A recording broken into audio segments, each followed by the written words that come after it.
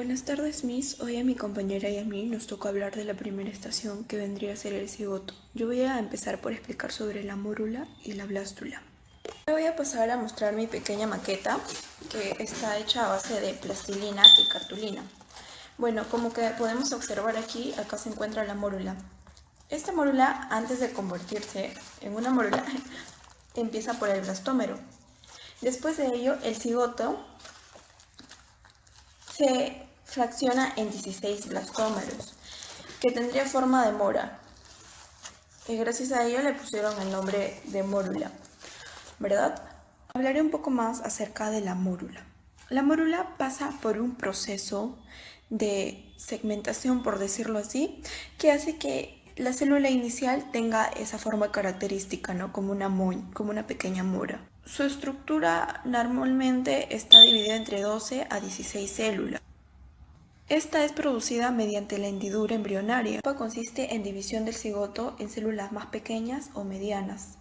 Esta división no tiene crecimiento. Al haber alcanzado el estado, se empieza a diferenciar en el día 4 de fecundación y se da lugar al blastocito libre.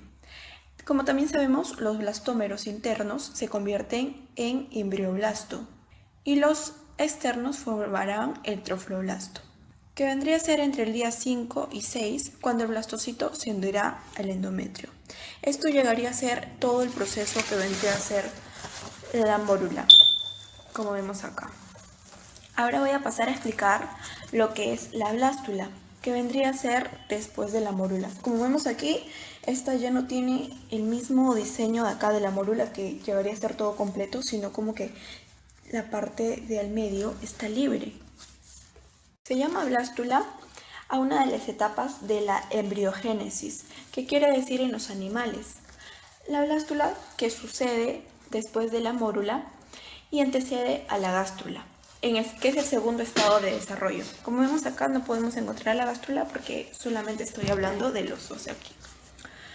La reproducción es de tipo sexual y se inicia con la fecundación que da lugar al cigoto, que llega a ser una célula que resulta de la unión del óvulo, que querría decir el espermatozoide y el cigoto.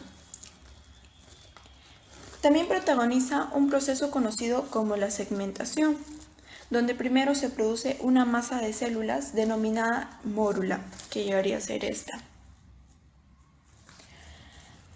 Voy a hablar un poquito más acerca de la blástula, voy a hablar de su origen.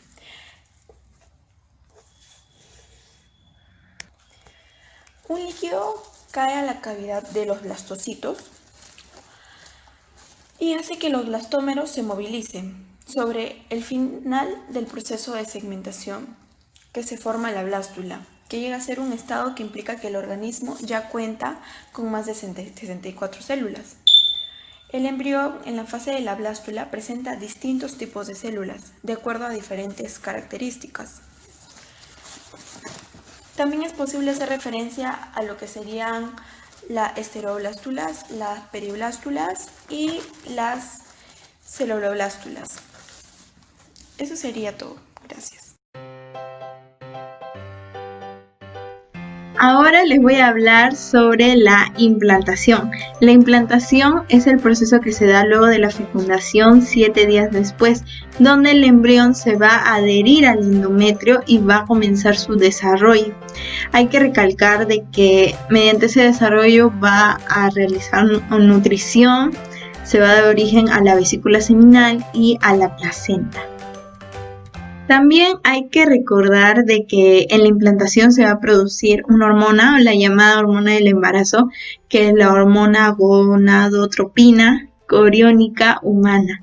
Es la que va a producir los primeros síntomas de embarazo.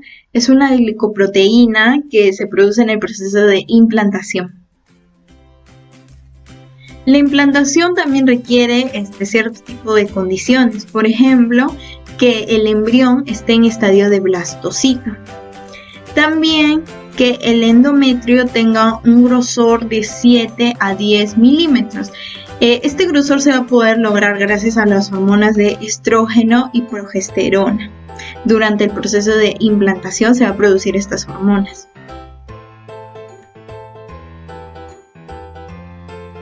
El proceso de implantación se va a dividir en 4 fases. Cabe destacar de que el proceso de implantación se da en el tercio medio de la cara posterior del útero.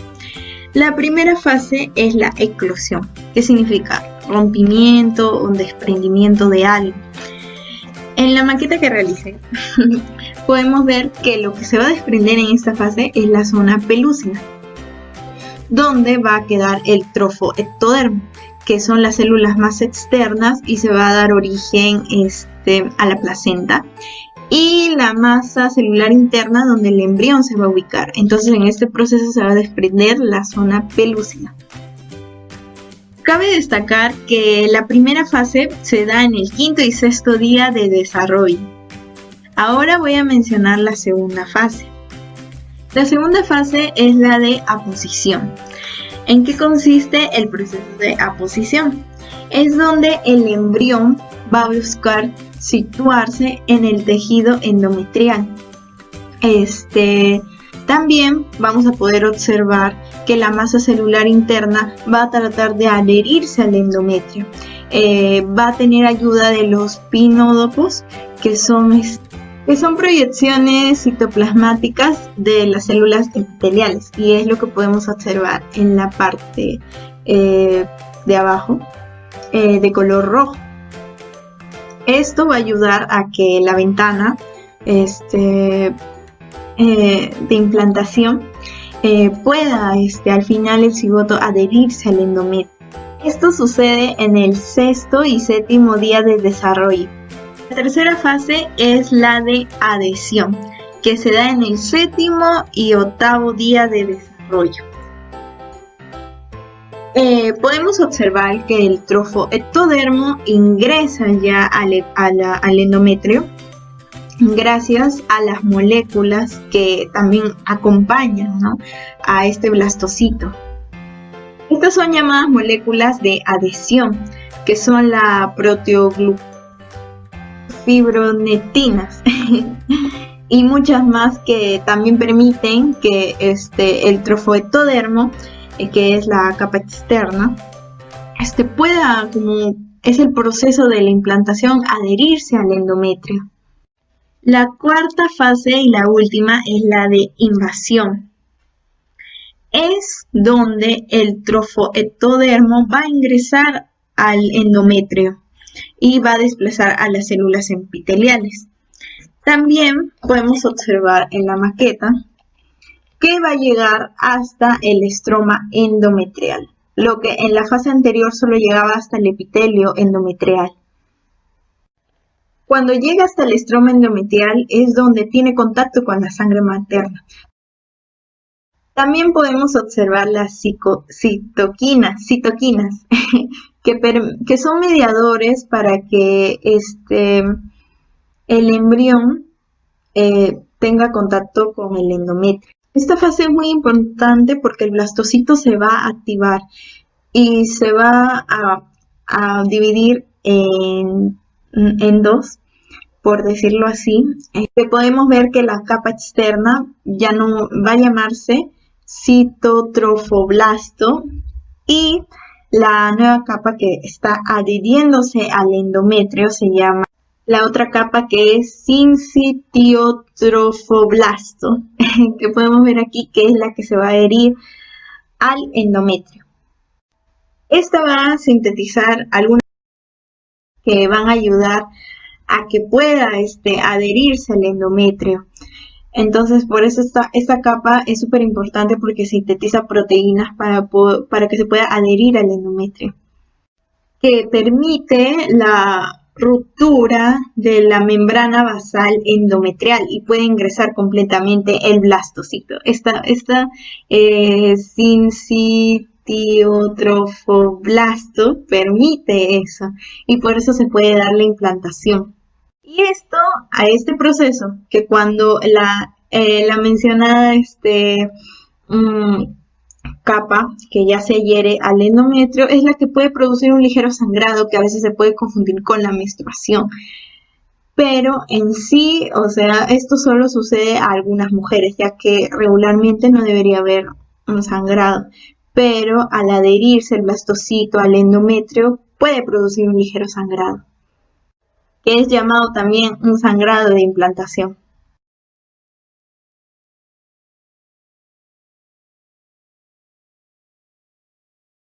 Disco germinativo bilaminar. Se da en la segunda semana de desarrollo.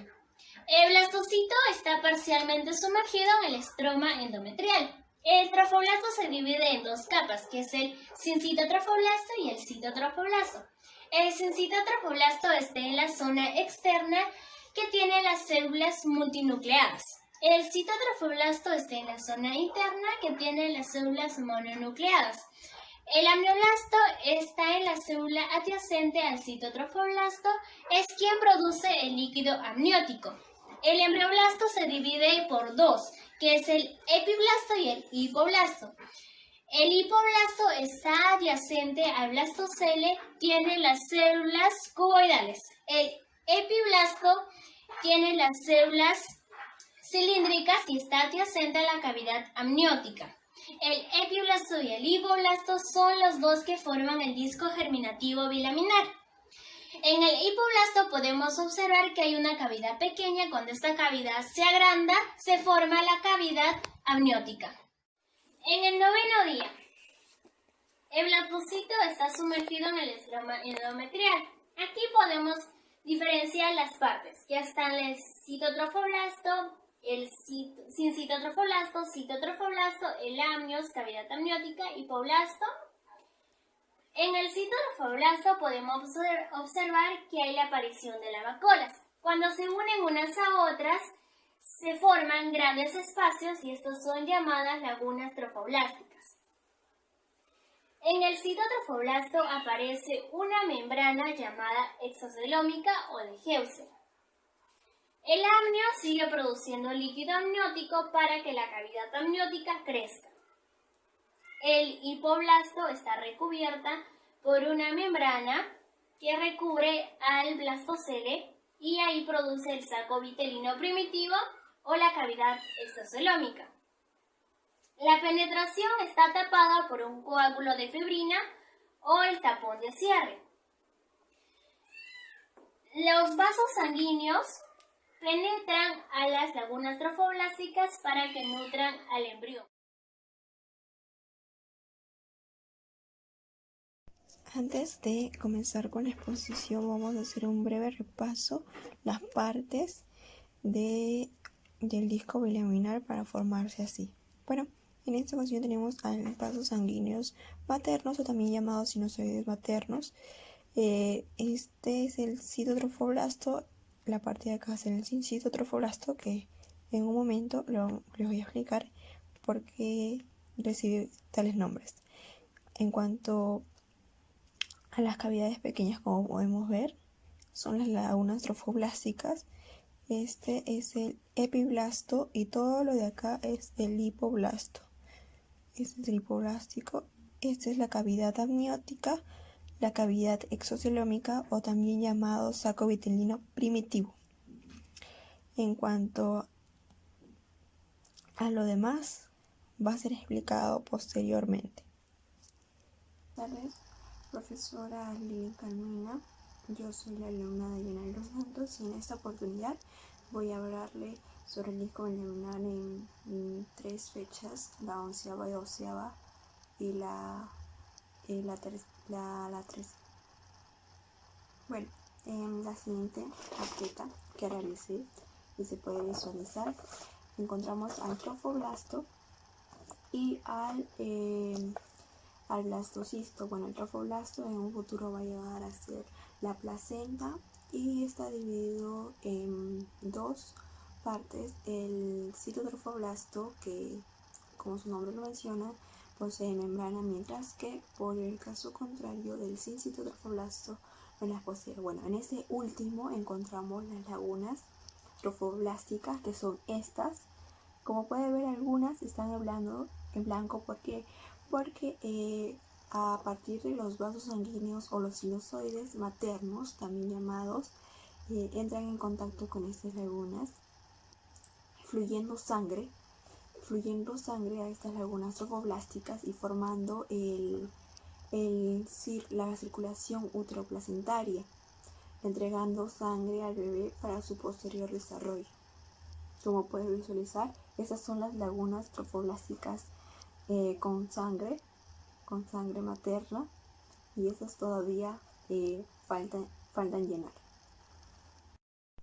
Bueno, a continuación, entre el espacio del citotrofoblasto y la cavidad exocelómica, que es esta, se produce una nueva cavidad, una nueva capa, que es el mesodermo extraembrionario, que es este de color rojo, para que en un futuro sea la cavidad coriónica, que en un primer instante son pequeñas cavidades, que como se puede visualizar acá, sea de color blanco, para que en un futuro sea un conjunto y se llame la cavidad coriónica.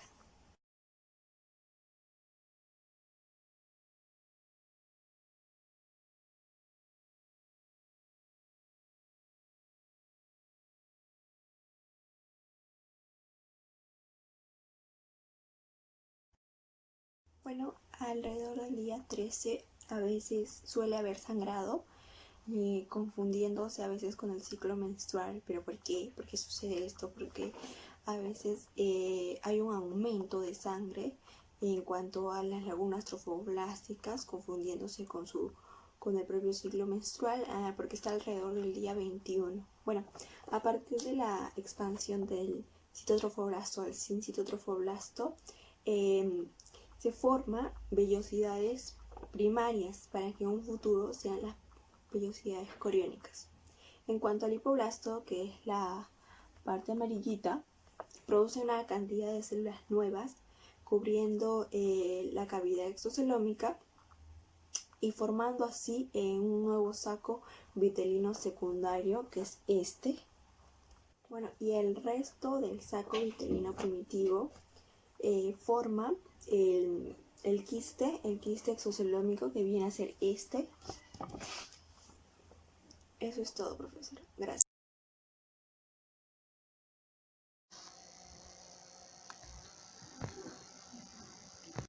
En la tercera semana aparece el esbozo de los vasos sanguíneos y las células sexuales.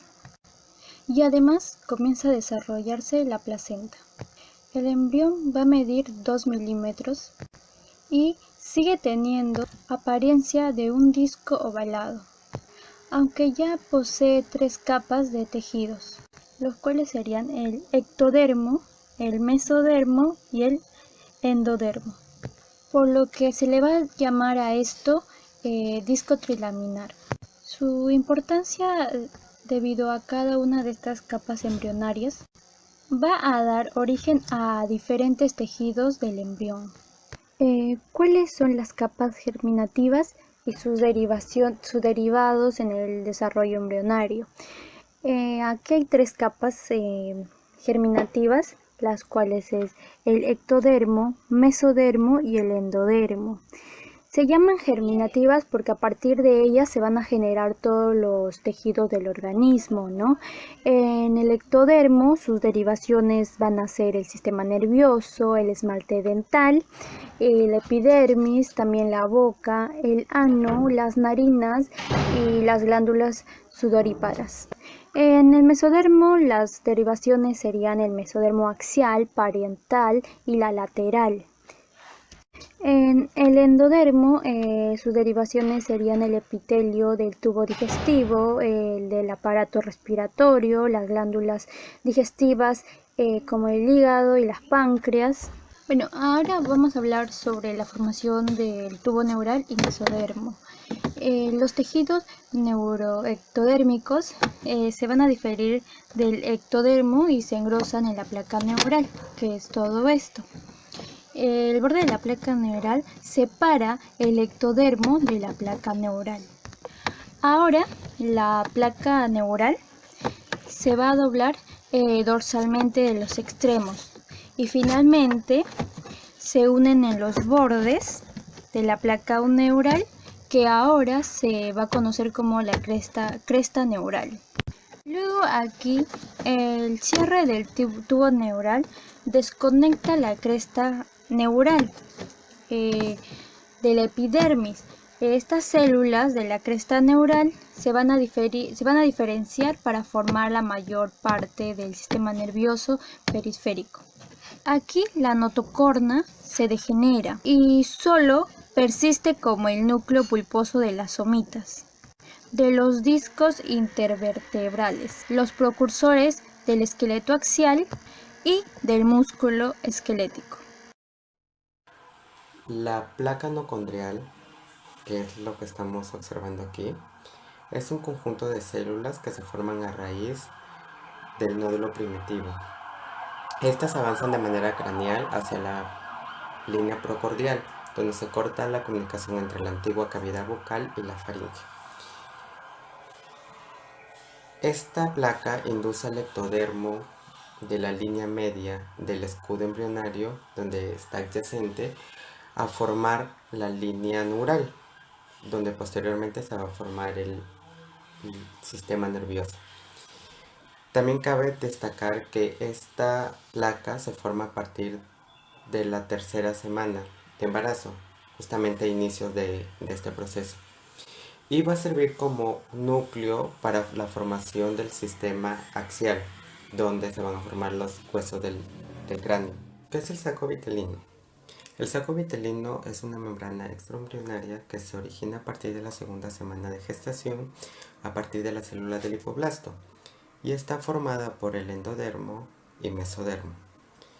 Esta cavidad extraembrionaria tiene como funciones principales las de generar y transportar nutrientes y oxígeno al embrión durante las primeras semanas de gestación, hasta que se forma la placenta y sumen las funciones de esta como propias. ¿Cómo se forma el sistema circulatorio primitivo? Cabe destacar que los primeros vasos sanguíneos se forman fuera del embrión. Las células del mesodermo plasmático que rodean al saco vitelino forman islotes sanguíneos. Estos hacen que se formen canales vasculares extraembrionarios, los cuales dan inicio al sistema circulatorio primitivo. Como aquí podemos ver, el saco vitelino, y dentro de ello ya se están formando los islotes sanguíneos que darán origen a este sistema de manera primaria.